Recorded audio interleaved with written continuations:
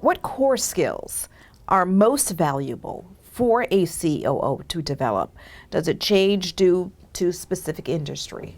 Over the past 10 years or so, I would say that a few things have changed that really have required COOs to think differently about how they prepare themselves. The first really is around the recession that we've all survived. For many years, there was an emphasis for the COO as to how are you going to continue to find ways to take cost out of operations. That period of time, thankfully, has ended. Now the challenge is how do you find growth and how do you do it in a much slimmer organization.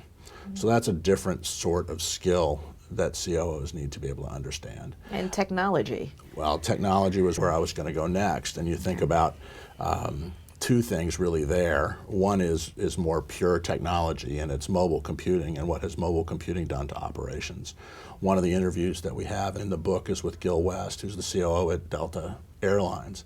I can't imagine a company that's done more to use mobile computing to change the way they operate. And anyone who flies regularly knows that it's a very different experience now than it was 5 years ago because of what you can do with a smartphone. Similarly, big data is really changing the way companies operate, and COOs have to be conversant at understanding how you manipulate and then get insight from big data. So that's sort of a third thing. And then the fourth really has to do with the fact that just like all companies are technology companies now, all companies are global now. And that's become a really much more complicated dynamic.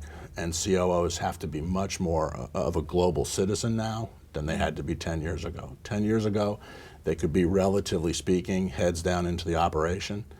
But heads down into the operation now means you have to understand what's happening in the Far East. You have to understand natural disasters and how they can affect supply chain. You have to understand threats of terrorism and what that might do to operations. Right? And these are things that were not quite so front and center for COOs just not that long ago.